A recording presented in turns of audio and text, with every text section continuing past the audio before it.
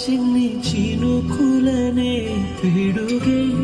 రానుంది అని తెలియకనే పిలిచా